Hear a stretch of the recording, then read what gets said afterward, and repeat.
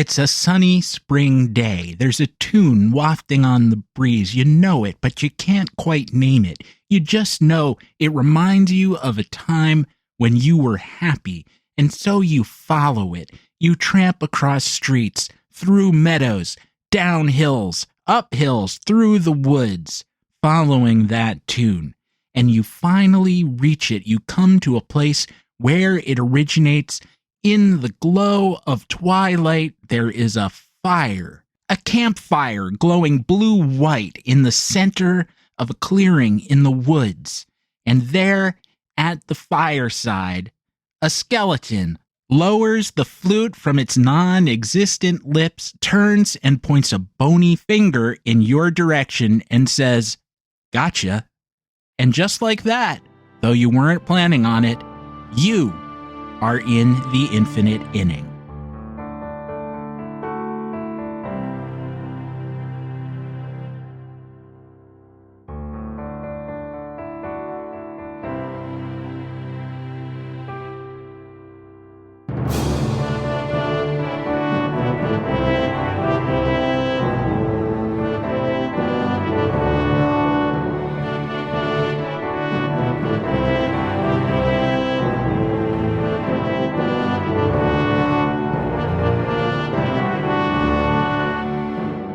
Well, folks, I gotta tell you, I've managed to avoid old man COVID for over 4 years now, but this week, my time ran out.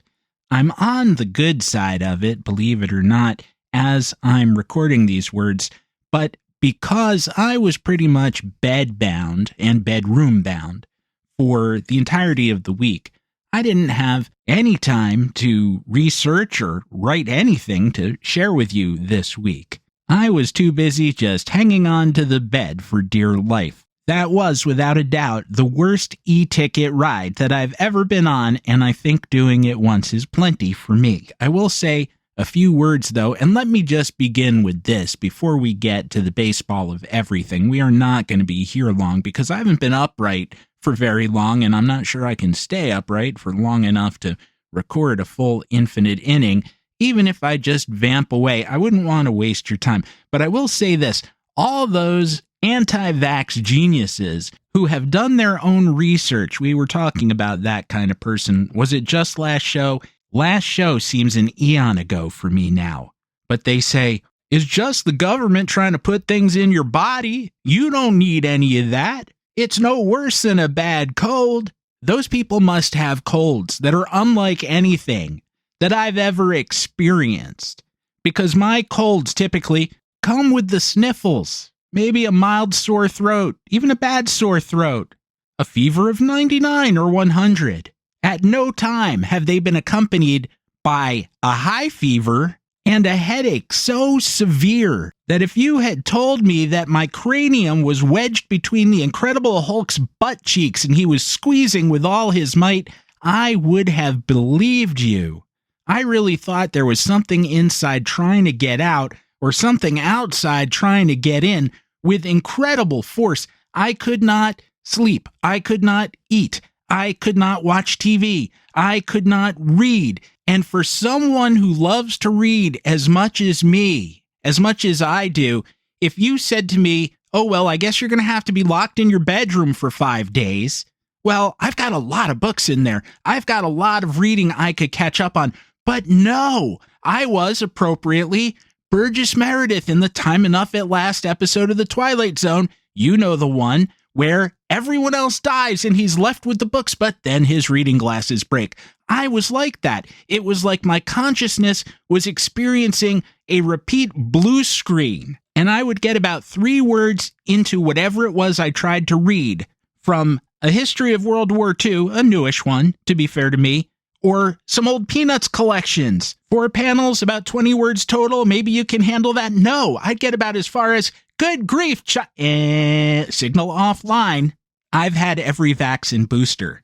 I took Paxlovid as soon as I failed the first test. And I know that this wasn't as bad as it potentially could have been.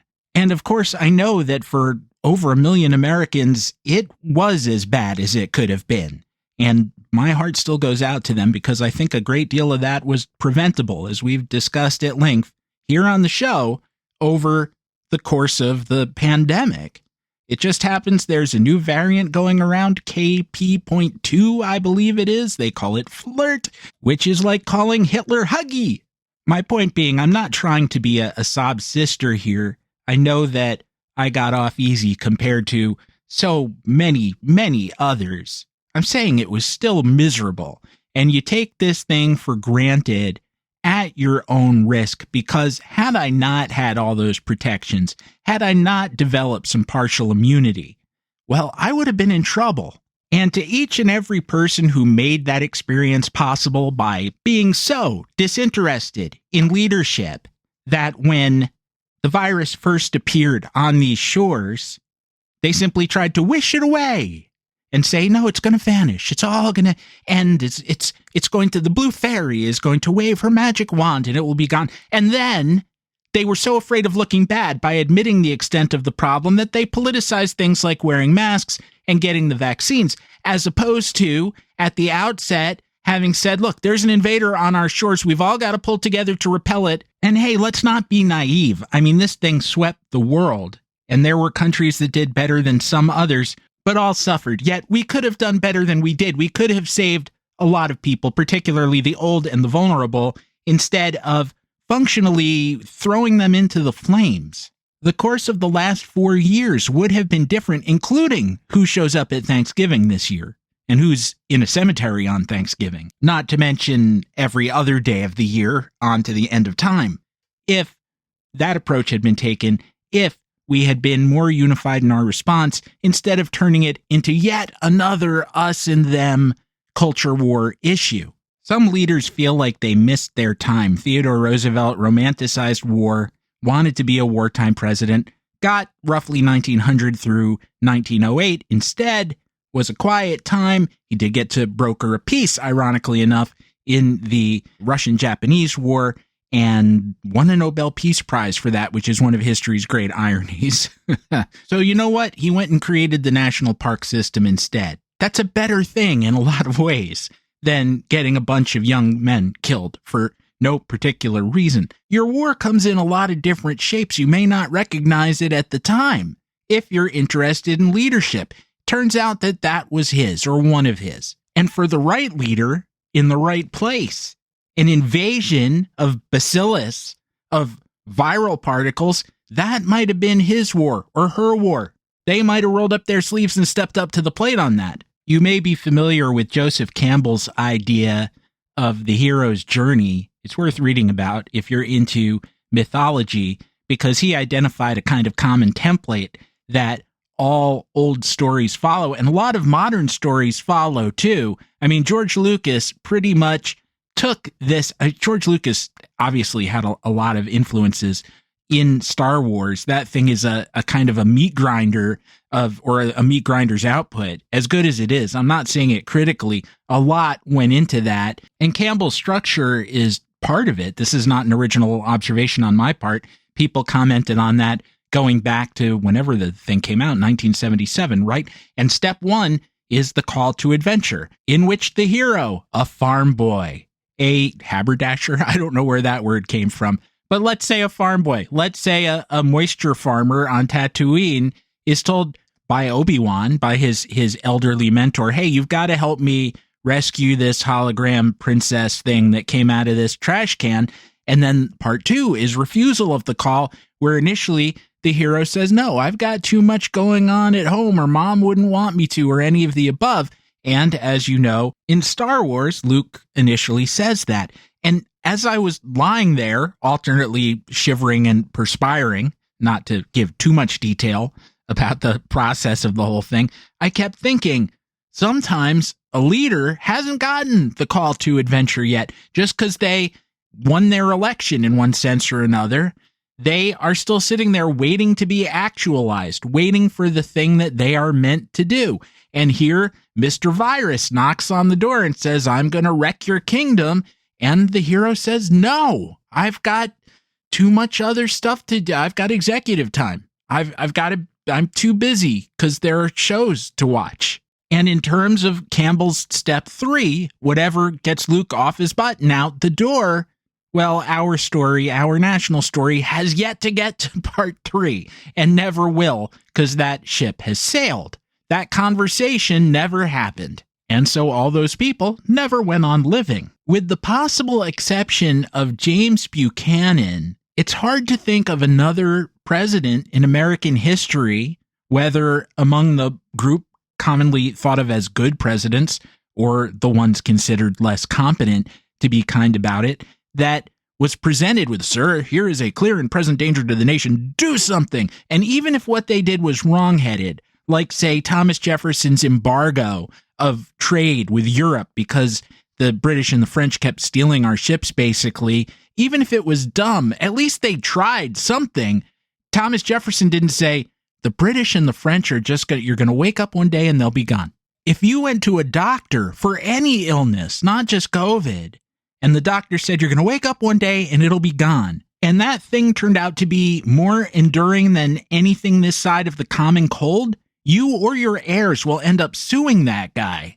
That suppurating lesion on your face, one day you'll wake up and it'll be gone. But yeah, you'll be gone too, because it'll have metastasized. Woohoo! So thanks to everyone who made that experience possible, not just for me, but for anyone else who didn't have the time of their lives when finally catching COVID. But rather than just dwell on blame, because I didn't, sometimes things also just happen. And that kept coming to me as well, again, as I lay on the pillow not doing very much except, well, moaning. The infinite moan. An even more depressed version of this series we could try sometime if things continue on their present trajectory. But I kept thinking of Charlie Bennett. Charlie Bennett will not be familiar to many of you. He is not a Hall of Famer. He is not from the past couple of centuries, but he was a very, very good player from the very early National League. He played in the National League from 1878 when he was 23 years old and remained until 1893. Almost every team, I guess in a sense every team that he played for, is now defunct. He first came up with the Milwaukee Grays, then played for the Worcester Ruby Legs, then went to the Detroit Wolverines, where he spent 8 years before finishing up with the Boston team that became known as the Braves, but of course it ain't in Boston anymore. Bennett was a catcher, and he could hit. Now, they played shorter seasons then, and as a catcher, he didn't play every single game anyway, so he never played in more than 92 games in a single season. But what's kind of fun is you can add up the partial seasons to get one full one by our standards. So, for example, from 1881 to 1882, both seasons he was playing for the Wolverines, combined, he got into 160 games. How convenient. He hit .301, .340, .463, which is a 151 OPS plus. That's like a decent Mike Piazza season. He had 34 doubles, 17 triples, 12 home runs, drove in 115. Now, like a lot of catchers, he started to break down as he got into his 30s. His batting skills declined, probably because his hands hurt too much to grip the bat, which is a real thing for catchers, maybe even today sometimes, but especially back then, because he was one of the first catchers to play up close behind the bat instead of basically leaning on the grandstand and catching the ball on the bounce. He had the guts to do that at a time of no equipment, and he was very lucky to come out of it with his nose still on his face and all his fingers attached. And I say that with no little irony because he was doomed to lose some other things, if not those particular aspects of his physical being. By the early 1890s, he was in that stage of his career that you might recall Gary Carter hit after leaving the Mets, or maybe even while he was still with the Mets, where he was now catching 50 games a year or something and not hitting like Gary Carter, MVP candidate, but hitting like your standard reserve catcher. And more power to the late Gary. If he wanted to keep playing, good for him, but he wasn't the same guy anymore. He was there for veteran gravitas. Well, in 1893, when Bennett was 38, he hit only .209. It was his second year in a row at about that level of production, and yet he was expected to be back with the Braves in 1894. That didn't happen because in the winter of 1893 to 1894, he was on a train west The train paused in Kansas, and I don't know if this was prearranged or he just hopped out and it was a coincidence, but people could, when the train paused to take on passengers, you could get out back then and linger a little while, smoke a cigar, I suppose, buy a snack, and then the conductor would say, all aboard, and everybody would get back on board. You couldn't wander off for an hour, but you could maybe get away for 5 minutes. So the train chugs to a stop. The conductor says something like, now arriving Crack of Doom, Kansas. And Charlie Bennett goes out onto the platform where he spies an old friend. Bob, I can't believe, but Charlie? And they are talking for a while. Good to see you, harumph.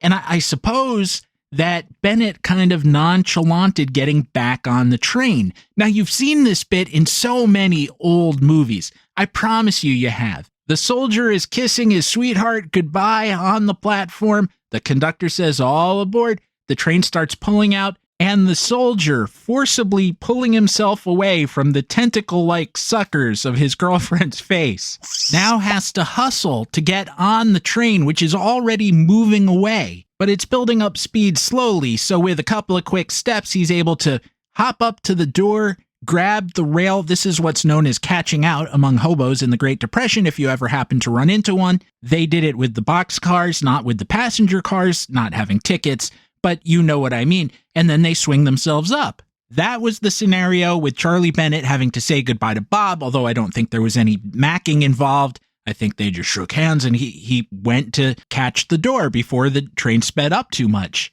And, well, there's no easy way to say this. He missed. And one by one, his legs slid between the platform and the train. And, of course, no one on the train is aware of this, so the train kept going. I suppose that it's easy to visualize this, though you might not want to, that Charlie Bennett ended up lying sort of diagonal to the train as it was pulling out.